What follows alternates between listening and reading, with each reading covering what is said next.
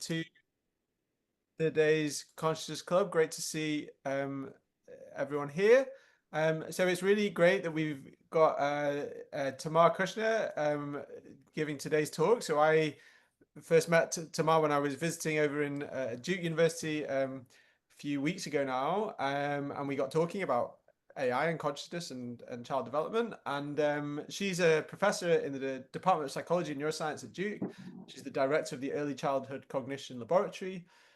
She received her PhD in cognitive psychology from University of California, Berkeley, was a postdoctoral fellow at the University of Michigan, and was previously on the faculty at Cornell University.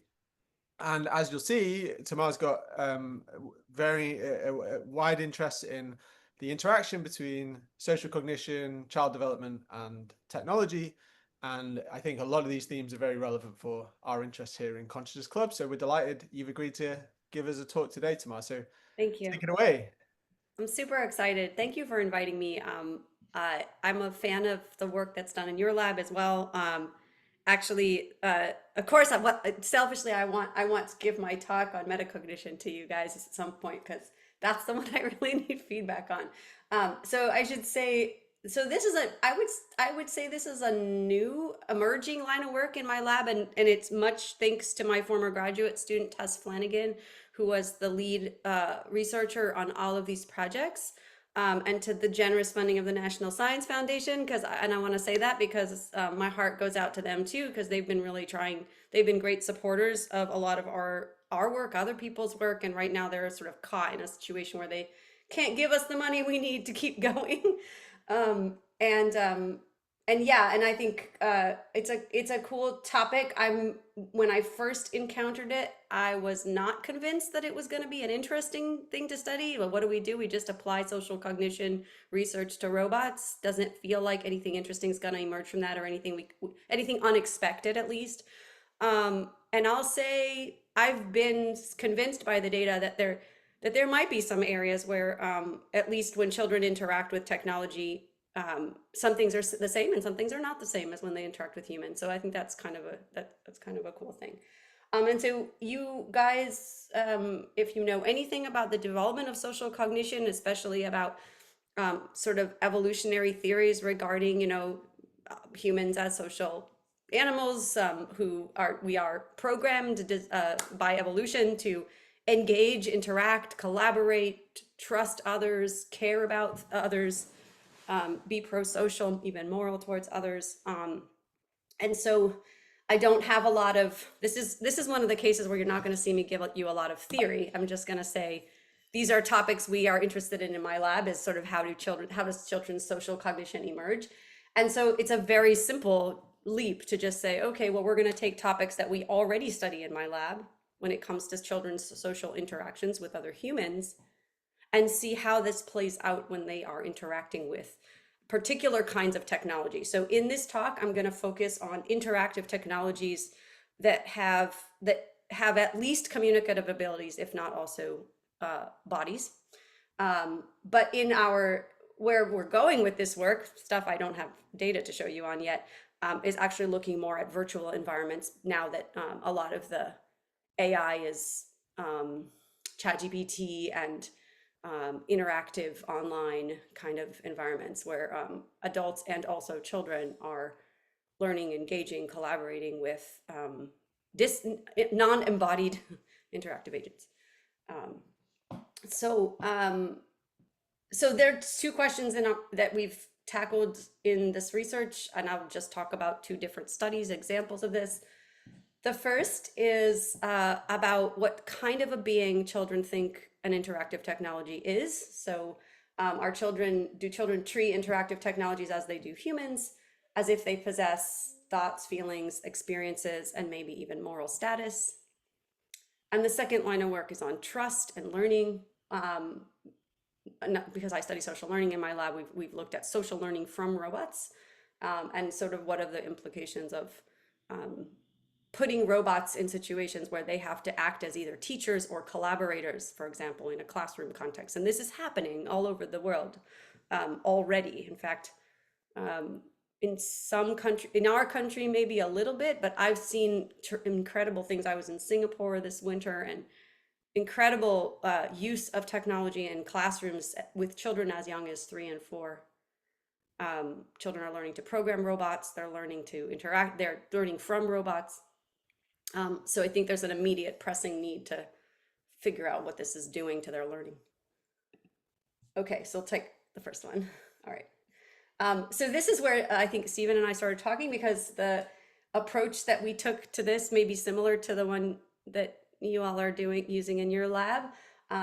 Looking at this work from Gray et al., where this is like a classic study at this point, it's kind of old, but where they did some, the method was basically taking two examples of agents or non-agents, so it would be like a frog and a dog, and then they were classified, which one of these is more likely to feel hunger, which one of these is more likely to feel pleasure, which one of these has more self-control, and they were doing these pairwise comparisons exhaustively through a list of items.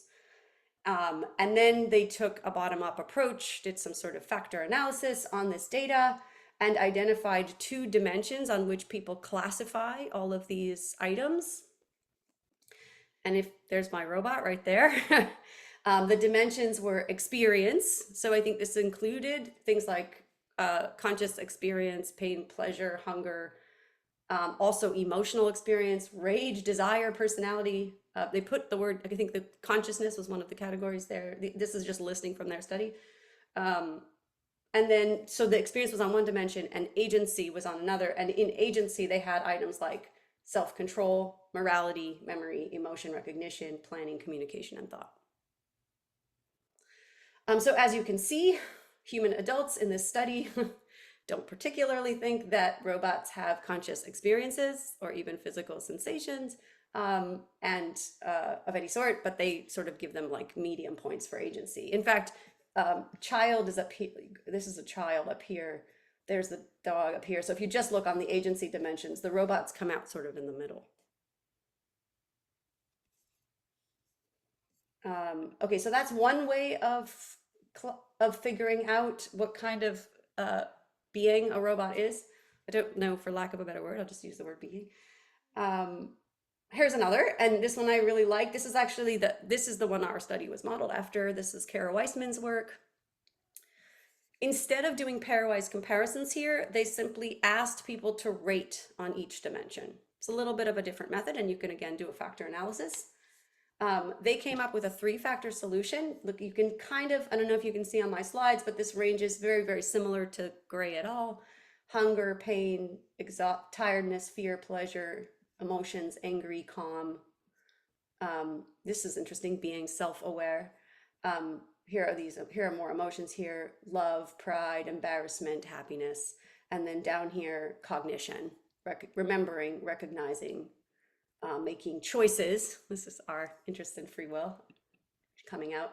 And there's the 3-factor solution they got. Physical experiences clustered together, emotional experiences they got separate from physical ones, a little different from the Gray result, and then thinking at the bottom. I don't believe that consciousness itself was one of their items. Probably for the best, I would say. Kind of, as I learned from the consciousness workshop, what is consciousness? Nobody knows how to define it. All right, so here's robot and here's adult human. Just so you can see by comparison, the robot really kind of loses on the first 2 dimensions. Adult human participants don't particularly think robots have physical or emotional experiences, but robots are very smart, high on cognition. That seems reasonable, right? And the comparison with what we think humans are is right there. Humans are high on everything. Okay. Okay, so what's missing for us? And this is where our study fits in. First of all, no children in any of these studies. We don't know what children think. And second of all, humanoid robots are not they may be sort of a prototypical robot from if someone says, what is a robot, draw one, and we draw these little humanoid robots, but that's not what we are interacting with every day. Most of the interactive technologies we have every day are not this, this C3PO kind of guy that may be a little shorter, but talks and has a body and walks around. So Our study, 127 to 11-year-old children. We used a wide age range. This was our first attempt at anything, Tess and I, when she was like a first or second year graduate student, and we thought we didn't know, we didn't really have quite a hypothesis about which age to pinpoint, and so we just went with everybody. Average age of 7, that's a second grader in the US, a couple years of school in there. And we asked children about 3 different interactive technologies. We actually were able to ask a set of questions about each. So this is all within participant design. We asked about a Roomba, you guys know, smart vacuums. We also asked children and their parents how familiar they were with this. And so we got 69% of children had either had one of these or had seen one of these. Roombas are non-humanoid, so different from the prototypical robot.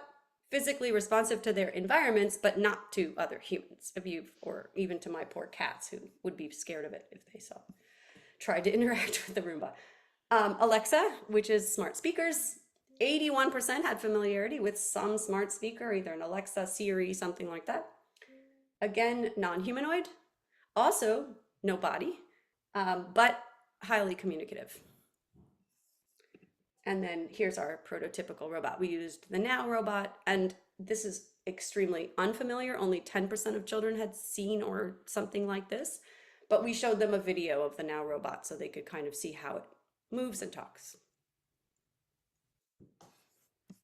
Okay, so the very first thing to tell you is children are not delusional about what kind of thing a robot is. If we ask them on a simple scale, is this technology more like a person or more like a computer? Children think the technology is more like a computer than a person. So this isn't some sort of confusion that young children have, that something that looks like a human but isn't is also human. That's the first thing to remember. And there are no age differences in this. So the 4-year-olds were just as clear that these were not humans as the 11-year-olds. But what about the qualities?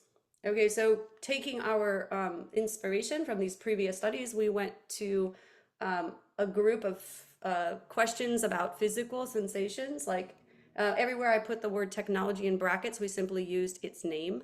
That's pretty standard in studies like this, if you guys probably do the same thing. If Now didn't eat breakfast, would Now feel hungry? If you tickle Alexa, can Alexa feel it? Etc.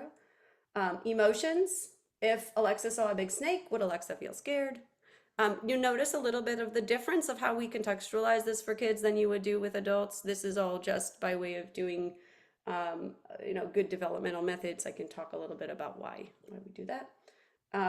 Mind and mind factors. Can Roomba choose to move? Can Roomba choose to talk? Does Roomba think for itself? We also asked a moral question. Some actions are bad, like hitting, and some actions are good, like helping. Does Alexa know the difference between good and bad? So every child got asked every single one of these questions for all of the robots. By the way, we did not exclude children who couldn't complete them all, so that we didn't undersample 4 and 5-year-olds, right? Because they don't tend to always go through the whole situation. We took what data we had from whatever questions they did answer, and as long as they completed most of the survey, we included them. All right, and then we just did our first bottom-up factor analysis, and this is over all the robots. We ended up with a 2-factor solution, one that looks a lot like the Weissman and Gray experience factor, so some combination of physical and emotional sensations. And then the other that looks like the cognition factor, thinking and knowledge and things like that. So on the whole, this is what we got. But of course, we also got slightly different solutions for each. So if you look at each technology on their own, I think this is where it gets interesting. Essentially, for something like the Now robot, you see the overall pattern quite clearly. So sensations, sort of experience factor and mind factor, if you will. For the Roomba, you get the same 2 factors, but much more loads on experience and less on mind. And then for Alexa, all of the emotions load with the thoughts. So for the Alexa robot, the communicative disembodied robot, emotional experiences and thinking go together. and physical experiences go separately. So that's just in terms of the relationships. What about magnitude? So of course, factor analysis doesn't tell you everything, right? It only tells you what goes together. It doesn't tell you how much the children thought it had these things. Um, so I'm just looking at the experience factor first. Children's perceptions of the physical experiences are highest for the now over the Roomba and the Alexa, which is kind of interesting because you think the Roomba is like this real physical thing and also very familiar. Um, but having sort of a human-like body may have made the difference here. But also you can see that the physical experience factor they didn't get very high ratings anyways. Everything goes from not at all to a little bit. That's my, sorry. This is a lot. This is a medium amount. I can't tell how much you guys can read from where you are, but my eyesight isn't good enough. Wouldn't be able to pick this out a little bit or not at all. For the mind factor, the Roomba was distinct from the other two. So the Alexa and Now have minds more than a smart vacuum does. And remembering also that for the Alexa, but not for the humanoid robot, minds includes feelings. So it's a little bit of a different, I mean, it's combined across a different set of items because it was a slightly different set. So this familiar interactive technology got slightly higher, got as high ratings for maybe it's the feeling side of consciousness as the unfamiliar humanoid with a little extra, I would say. And that suggests to us that the communication part is more important than the body part for children's ratings of, let's say, the conscious experience of a robot. In the paper, we talked a little bit about theories about folk communication and the importance of that. There's some really interesting work on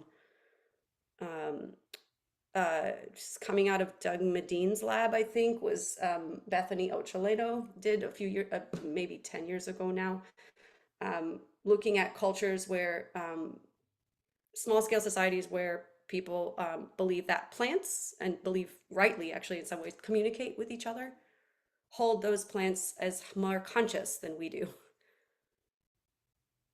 So there's some precedent to thinking that the ability to communicate or people's inferences that a being can communicate actually relate to their inferences about that being's consciousness. Okay. So the other thing you get to do with kids that you guys don't get to do with adults is look at age-related change.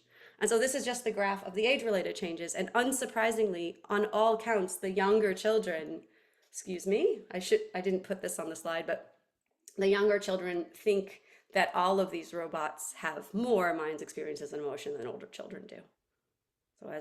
So this is another interesting pattern. So there's two potential hypotheses behind why this pattern exists. One is that older children simply get hip to the adult world and realize, these things are quite stupid. We spend perhaps they've interacted with them enough over time to realize the limitations of the technologies, which is very plausible explanation for why it takes time for children. The younger children are, maybe more magical thinkers about it. Oh my goodness, this thing is so cool. And then you start to realize it can't do a bunch of stuff that humans can do.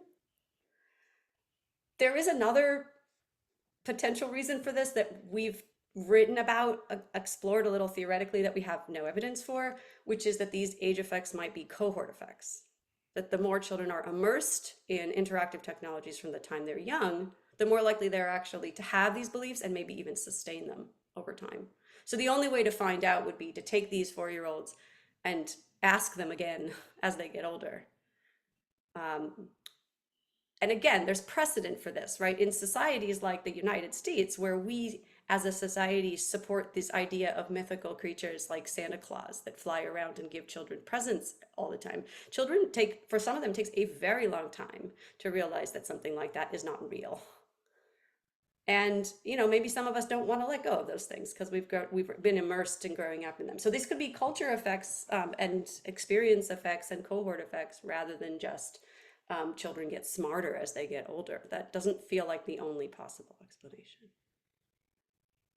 Of course, I think children are quite smart when they're young, so I like to consider both of those. Okay, so that's just my interim summary. Children treat ordinary, non-humanoid interactive technologies as agents of some sort with minds, emotions, and experiences, sometimes more or less, and the beliefs about their agency decline with age. Um, yeah, for you guys, I probably should have said as conscious beings instead of agents, but I'm a little uncomfortable using that word still. Agency perception depends on the unique properties and abilities of each technology. So there's not one single unitary concept of robot that children are working with. What they're doing is that they're paying attention to what this thing's capabilities are and making inferences based on those capabilities. And I think the capacity to communicate is perhaps more important than a physical form. And this has implications for communicative AI of the sort that we're seeing in the virtual world now. Okay, so these kids managed to sit through quite a long questionnaire. We didn't just ask them about the emotions, experiences, and minds of the robots. We also asked them some questions about morality and some questions about free will. So I'm going to go through those. So there Tamar, is, what can I ask a quick yeah, question sure, now? sure. Just these slopes with age are interesting, and I'm wondering how individual differences manifest there, because you might imagine some people, a bit like your discussion point was outlining, some people might just hang on to beliefs about mindedness even into adulthood. And I'm wondering whether if you look at individual differences in that respect, do you see this kind of some people might just have resistance to that negative slope? Yeah, not enough, unfortunately, in this small sample to basically look for that. Although we could go back into the data and map. So this is not longitudinal data. So unfortunately, we don't have individual Oh, slopes in each I see. child. Okay, It's okay, yeah, cross-sectional data. right, right, right. So Okay, I think that's why I'm saying you'd have to, I would like to interview those kids again. Now, those kids are quite old now at this point because we collected this data in like 2019, 2020. But yeah. Sorry, that was my I think mistake. that's We need the longitudinal. Yeah, yeah. Okay, it's within participants survey, but it's cross-sectional sure. data. Got Yeah. it. Got it. Okay, interesting. Thanks. Yeah. I think that's a great, that's why I raised it, because if you guys are working on these topics, even you could even do something that's longitudinal microgenetic with adults. I mean, give them a certain set of experiences in one direction or another and kind of see whether certain kinds of experiences are more convincing and other ones are maybe, or more convincing in both directions. Less agentic, more agentic, less conscious, more conscious. Okay. So there's this cool study by actually Nadia Cherniak was my former graduate student. This was something that she did with another graduate student at Cornell, totally separately from the work she was doing with me. This, by the way, you guys interested in social cognition in kids, I would check out her work. She does a lot of cool stuff. And in this study, children were given this abio, robotic dog. This was all the rage, maybe 10, 15 years ago. And they were either shown that it had a wired remote control or not. And then somebody came in and like kicked the dog or yelled at it or did something mean to it.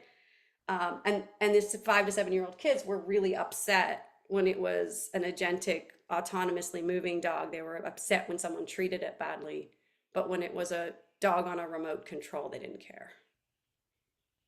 Which suggests that something about moral treatments related to their, of course, sense of this thing being an agent.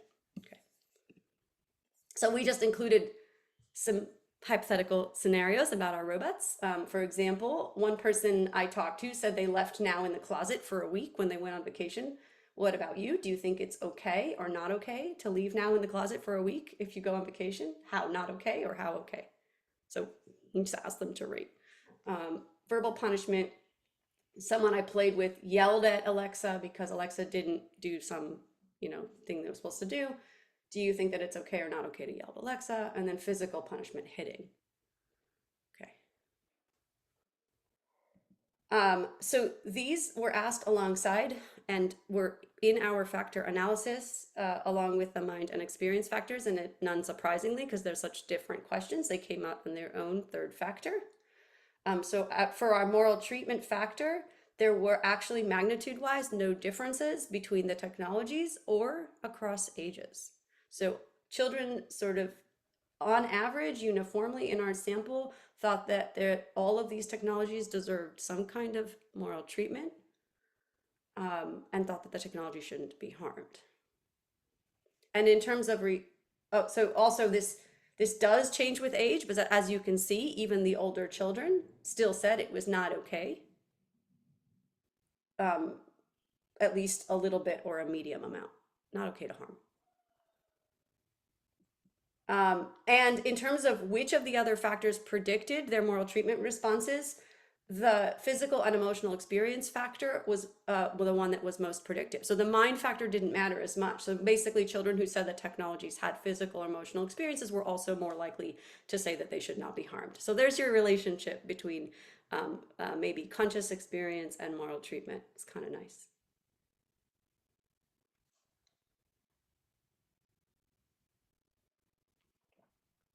Sorry, I am talking fast. Okay, so just one last thing is we asked a little bit.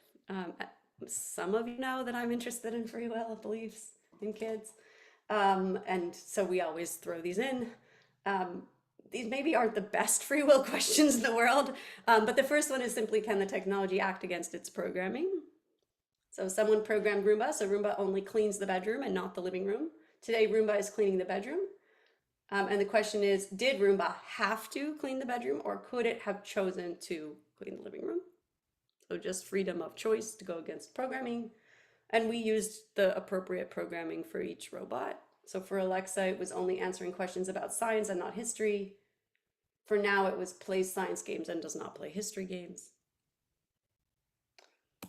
And then we asked another set of questions about choosing to harm. This is based on some work that Tess did in her honors thesis at Franklin and Marshall with Josh Rotman, where she found that children and even sometimes adults think it's hard for people to think about the choice to harm. They don't want to say that robots can choose to harm. And so these questions go along with that. Yesterday, Roomba was cleaning the room and my friend was in the room. And while Roomba was cleaning, Roomba bumped into my friend's toe and my friend's toe got really hurt. And the question is, did Roomba have to hurt my friend's toe, or could Roomba have chosen not to hurt my friend's toe?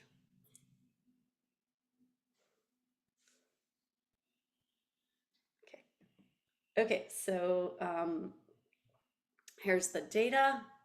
For the programmed action, the y-axis is the percentage of kids who said, or the percentage of choose to responses for the programmed action. So that's actually collapsed across, averaged across the three. No, it's not. I'm going to give you separate lines for the three, but averaged across children. Sorry. They're not so different from each other. Basically, the younger children thought that the robot could choose to not to go against its programming. The older children thought that when something is programmed, it has to do what it's programmed to do. I wouldn't make too much of this result because there's a couple of differences. Older children maybe understand what the word programming means better than younger children. And also, if you know anything about my work, I don't think that 4-year-olds know what the word choose to means at all. In other words, I don't think to distinguish between choice and action. And that's a whole longer conversation. But this is children simply becoming more, I guess, reasonable with their responses with age. They understand what programming means. The moral choices are a little more interesting. Here's, again, you see age-related declines, but both basically children think that that robots are more likely to be able to choose not to harm than to choose to go against their programming. So there's a little bit of a contradiction in that result, and there's some thoughts we have about why this is. But it is, I mean, it does have, I mean, if you're asking children to have a little philosophical conversation with you about self-driving cars, which apparently in San Francisco and Austin and LA, people are already sending their kids to school in self-driving cars on their own. And those children are experiencing whatever traffic situations are arising with those cars. Perhaps they have faith that the car will not harm them or anyone else. Maybe more than I do. I certainly am not about to get into one of those things. I don't know about you. And Kevin's laughing at me already. He's like, Tamar, these are much safer than humans driving, but um, maybe more interesting than just the general patterns is the fact that these questions about free will or about choosing related to the mental factor, the mind factor, more than the experience factor, which is kind of interesting.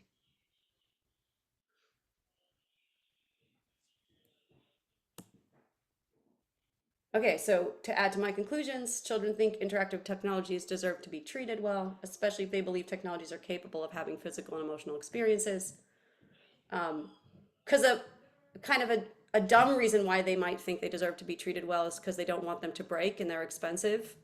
But the relationship between the factor of the physical experience factor and their answers suggests that that can't be the only thing they're considering, right? And children think interactive technologies can make free choices to go against their programming, especially if it's a moral choice. Okay, I'm gonna stop for a minute. That was part one. That was a lot. I'll let you guys ask me some questions since we have time.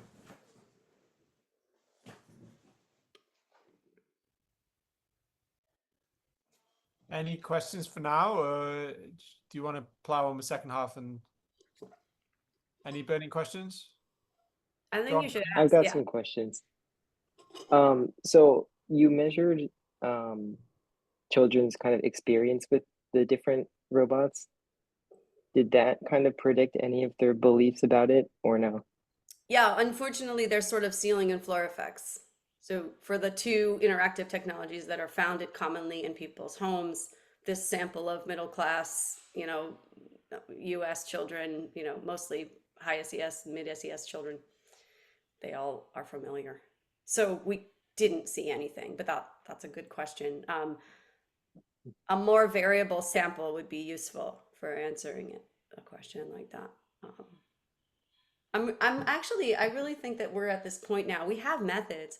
Why aren't we doing these surveys, on a large scale with, we just need to pair with some smart survey research company that is willing to, I mean, you do have to interview the kids. You can't just leave them to read the stuff on their own, but you could probably set it up so that the parent was asking the questions and the child was, and you can just videotape them, see what you get. But yeah, I think I think it absolutely would matter. Um, but it's very hard to find children who don't have the experience, have the familiarity.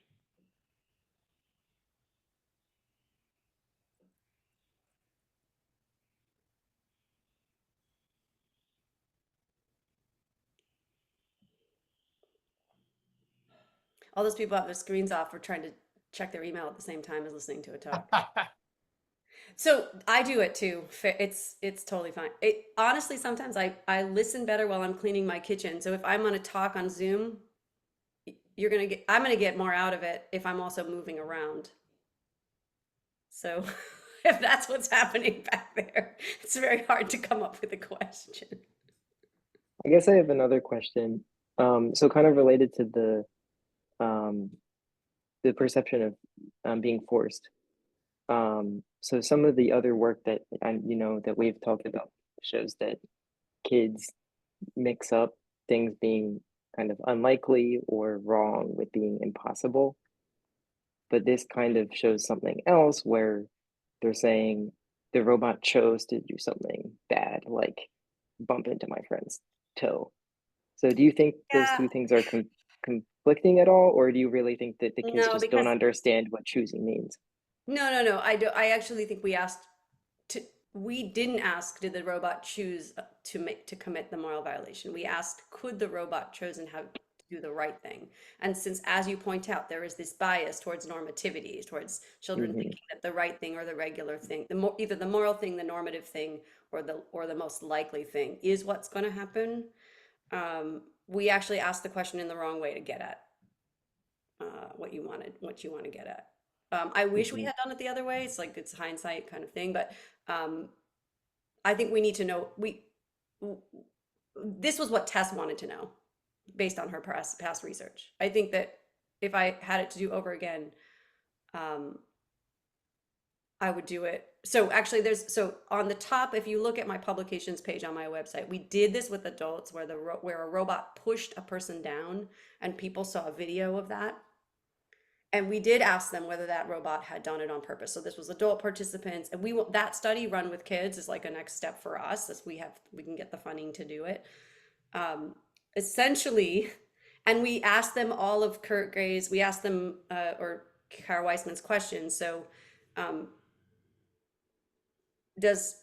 for mind experience, physical experience, and emotional experiences, we also framed the pushing action by saying, the robot's name was Baxter. Here's Baxter. He has, he has feelings like happy and sad, just like you or I do. Or he has, thoughts and can remember things just like you or I do. So we gave them either a cognition frame, an emotion frame, or a physical experiences frame. He gets hungry and, feels pain just like you or I do, that sort of thing. And then they watched this robot push a person down until the person just fell all the way down. And then we asked them all the questions. Was he wrong to do that? Should he be punished for that? Did he do it on purpose or by accident? All this kind of stuff of his own free will. And we found the strongest, the people's perceptions of whether that act was freely chosen and intentional and immoral were highest when we framed the robot's actions in terms of the robot in terms of its feelings. So a feeling robot was the one that got rated as most blameworthy for an immoral action. So I think that's the way to ask the question with kids if we actually want to know the relationship between what they really think about morality and free will. Yeah, that makes a lot of paper sense. was published in one of those we published it in a computer science conference proceeding. So it's written a little differently maybe than we're used to, but you can download it and take a look at it. Cool, thanks. Yeah.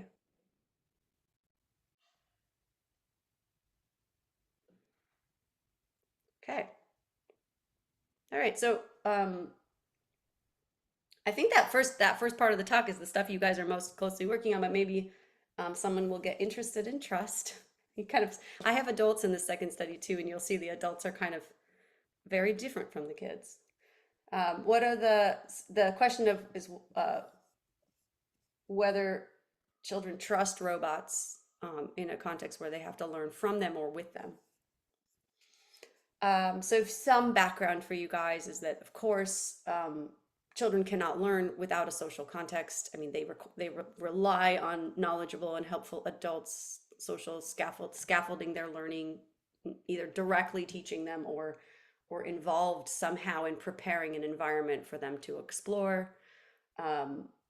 They also learn in the context of their peers. A lot of like the best kind of social learning that children do is, kind of fighting it out, trying to figure things out with people their own age.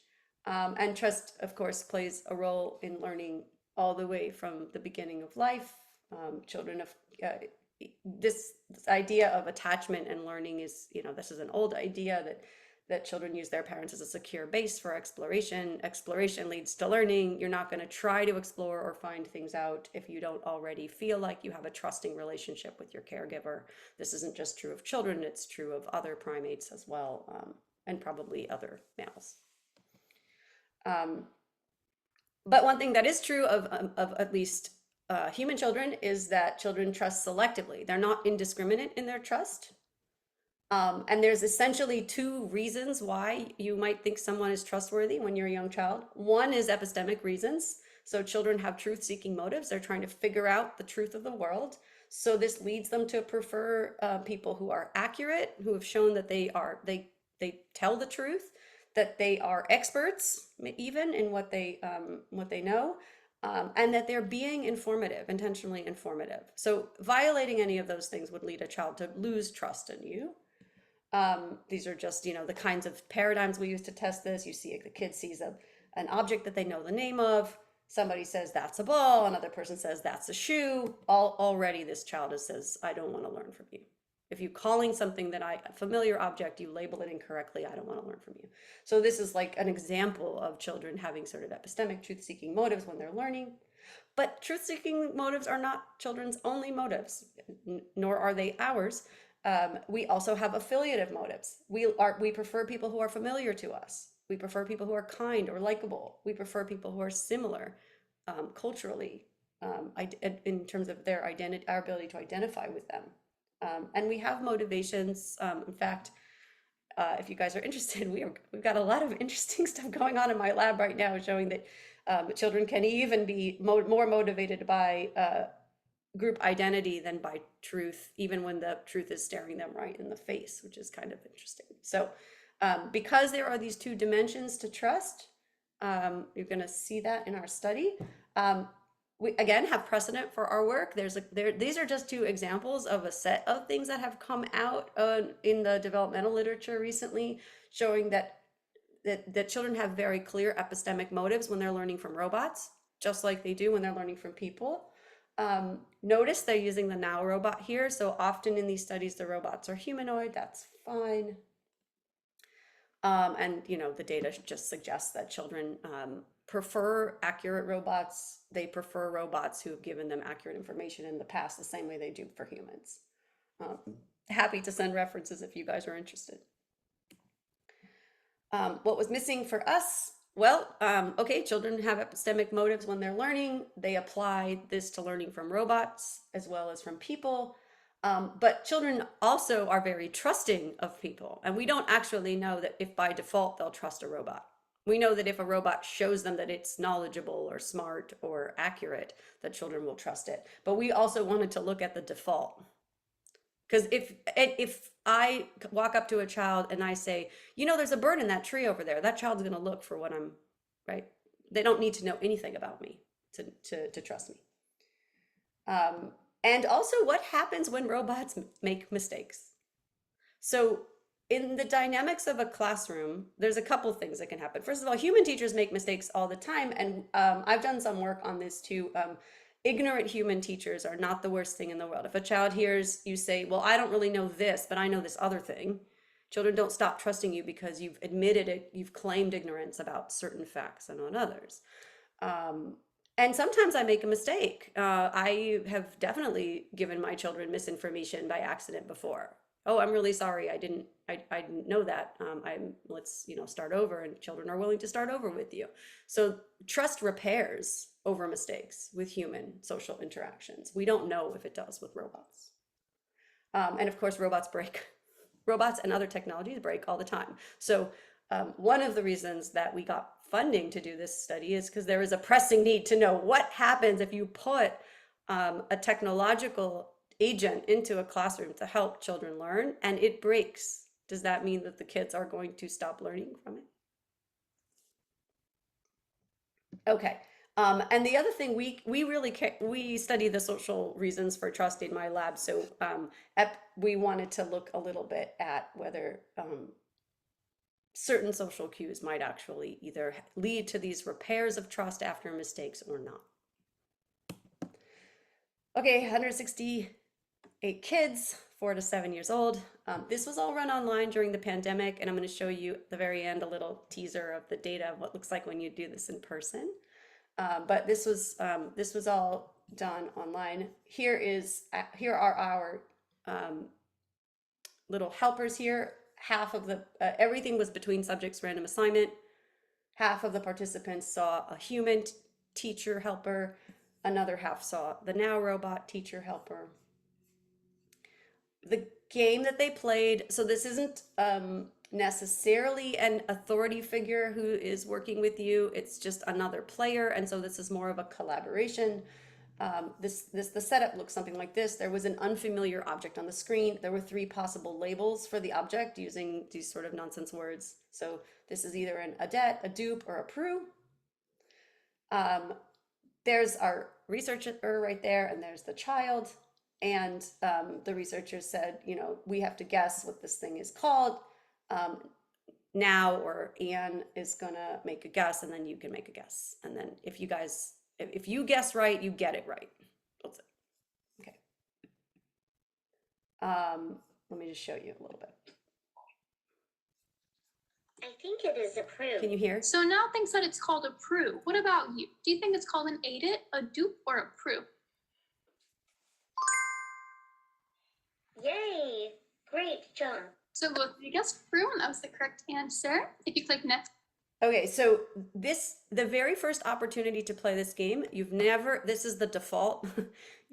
You don't know whether you should pick the same thing that the robot picked. The question is, do the children pick the same answer as the robot? If they do, they get it right. But on the first trial, they don't know that. Okay. We do this for 4 trials. So whether or not they picked the same as the robot on the first trial, over the 4 trials, that's the rule. So eventually they catch on and they go with the robot's answer. And this is what the first 4 trials looks like. So if you're asking the question, do children trust robots by default? So here, we split this data. The 4 and 5-year-old children are the green, the 6 and 7-year-olds are the blue, and the adults are in black. This is what happens with the robot. This is the human. All right, so first of all, as you can see on trial 1, children trust the adult human or pick the adult human's answer 60 to 70% of the time, adults 80% of the time. It's pretty high. And the same with the robot. Exactly the same. So at least in this kind of setting, and again, online, social, Zoom, all of the things, the default is high. And you can see an increase, the slope increases for all of this. They get kind of, obviously, these are the 4-year-olds, of course, they're a little more exploratory on their answers, but the 6 and the 7-year-olds are right on point. So by the end, they're basically all at ceiling.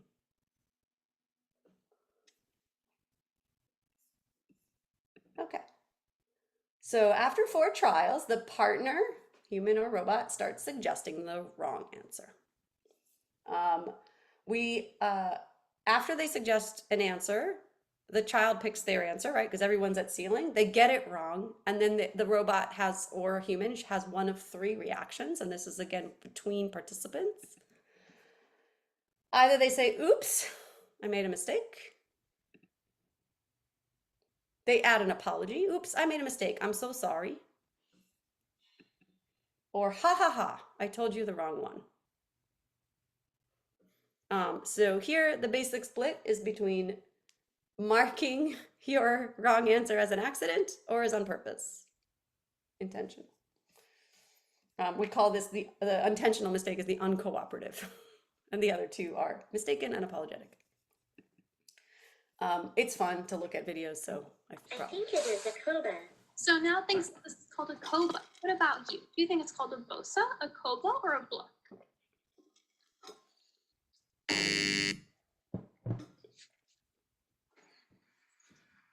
Ha ha ha ha.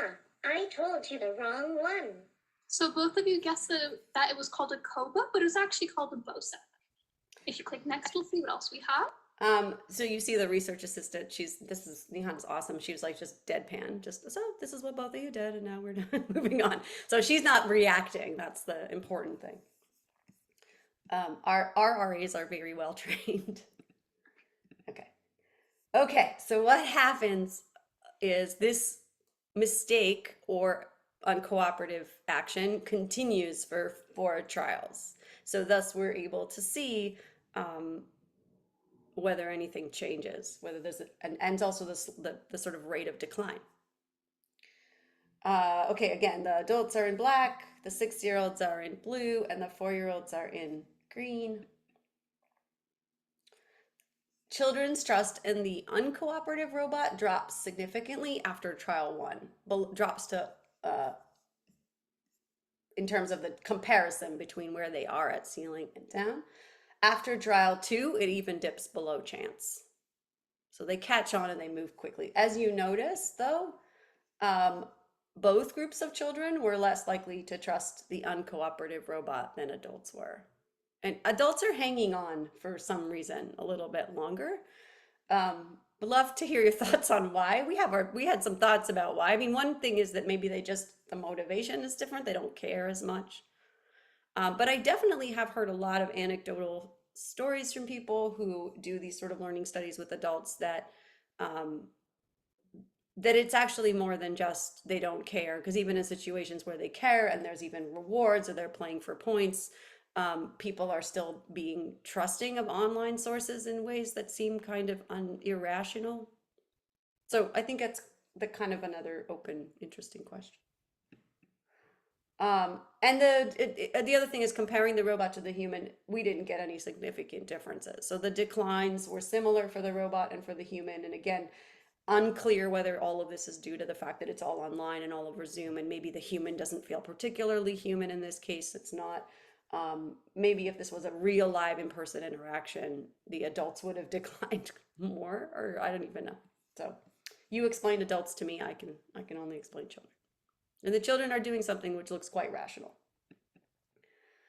Okay, so now rather than compare robot to human, which you can read the paper if you want to see all the conditions, I'm just going to now compare the three robots to each other so you can see what happens. And this is essentially our social manipulation. Is it enough? If it's just pure epistemic motives, they're all equally inaccurate.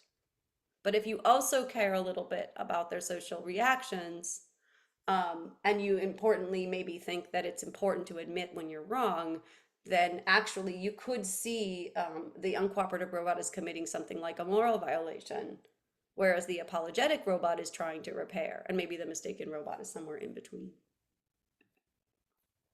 Okay, so I'm going to point to certain things in the data. First of all, the 6 to 7-year-olds lost trust most quickly, both in the uncooperative and in the mistaken robot, about at equal rates. However, when the robot apologized, you can see they maintained the same amount of trust for that robot for 2 trials before they started saying, okay, I don't want to get the answers wrong. So the apology acted for the 6 and 7-year-olds at least as a bit of a buffer against the inaccuracy. Here's another way of seeing the data just collapsed across all. I can skip this, it's just another graph, but same results. So children trust the humanoid robots at high rates, even when they had no evidence of accuracy, even by default, which is kind of cool. In the dynamic interactions, school-age children, so the 6 to 7-year-olds, lost trust in the robots that were inaccurate faster than adults did. And we think that maintenance of trust, when the robot apologizes, suggests that part of children's motivation to trust is epistemic, but also part of it is social. So children trust robots for social reasons and also mistrust robots for social reasons. That uncooperative robot was definitely a non-starter for kids. Okay. In order to further examine the social component here, we actually moved to a live interaction, and I just will show you a little video of what happens if you just compare an apologetic robot to an intentionally uncooperative robot, live and in person, when the child is with the robot trying to play a game. And that's how I'll just end there, and then we can talk. Okay. This is actually the study we really wanted to run during the pandemic. So we did the online study first because we had to, and then we have just completed. It took us 4 hours, but we just completed the data collection on this particular study. So the game in this case was a little simpler. We are focusing here on 3, 4, and 5-year-olds, and essentially what they have to do is they have to get a frog to walk across. Hello, who's gonna do this? 1, 2, 3, press. 1, 2, 3, press. Okay, so there are 2 buttons. When both buttons are pressed simultaneously, the frog jumps to the next lily pad, and of course the goal is to get all the way to the end. When either one button is pressed alone or no buttons are pressed, the frog jumps in place and does not advance to the next lily pad, and so you're not getting towards your goal. Very simple. Okay, so we start, I actually have a video of the starting, but it's fine, it takes a long time, but we start with the child in the now in the room. There is a person behind that one-way mirror who is coding verbal responses so that the now can, we don't, now is, once now is integrated with ChatGPT, we won't have to do this anymore, right? So we say, hi, the child says hi, and the now says hi, there's an adult experimenter in the room, what's your, having a little conversation, oh, what did you do today, and what's your favorite food, and a couple of just different things. So the robot can respond to the child, can respond to the experimenter, everybody's talking in a natural social interaction. After this, the experimenter teaches the child and the robot the game. So he says, when you press your buttons, the frog's gonna jump to the next lily pad. Let's try that. They both press their buttons at the same time. The frog jumps to the next lily pad. Everything's great. And then the experimenter runs through all of the mistake scenarios with both the robot and the child. So let's try where, child, you press your button and the robot will not. Hey, robot, you press your button, the child will not. And now nobody pressed the buttons. So they've tried all 4 things. They know what works and what doesn't. It's very simple. And then the experimenter leaves the room. And now it's time to play. And of course, you're All right, so you two guys have fun playing the game, okay? Okay. We will be a great team. Let's fist bump. Oh yeah, let's fist bump is the, I don't know if she does the fist bump or not. Some of them do.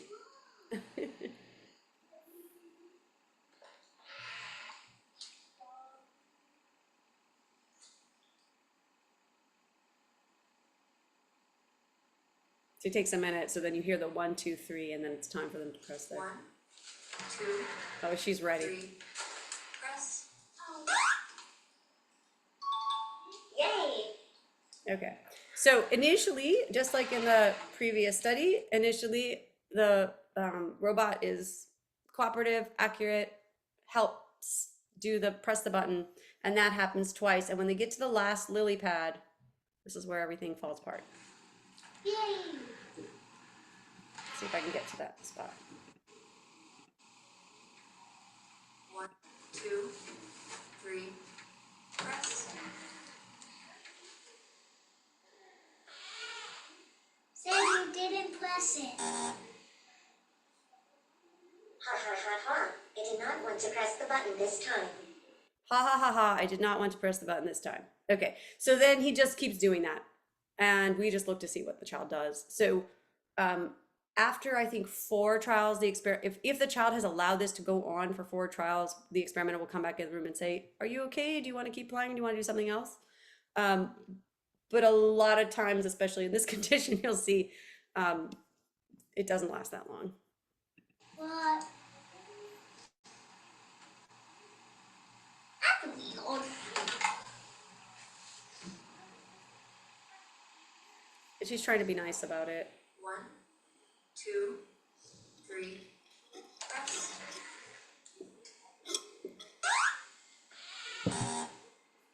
What? Ha ha ha ha. I did not want to press the button this time. I think I need some help. Yeah, so she says, I think I need some help. And she runs. Here's our, Playing the game if you need any help or if you're done playing the game, okay? I'm just gonna get, so the beginning is the same in the unapologetic condition. The only difference is, of course, the robot's reaction to their mistake. 1, 2, Let me see if I got far enough. press. Yay! Okay, so that's accurate. So then again, on the last lily pad is when it stops. Let's see if I can get. Oops, I'm so sorry. I missed the button this time. So oops, I'm so sorry. He says that's okay. And I'm gonna let you watch. So another one. 1, 3, press.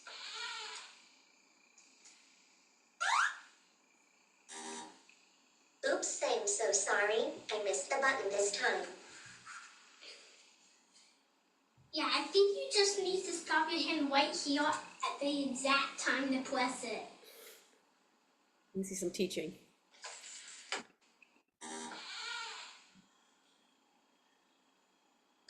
I'm so sorry. I missed the button this time. Yes, it's okay. It's okay, he says. So, importantly, he's still there. Okay, 3 times, 4 times. So this is why we have in this condition, we definitely need the experimenter to come back because these poor kids keep going. This is just I can show you what the full data set looks like. But what you see basically is we're essentially coding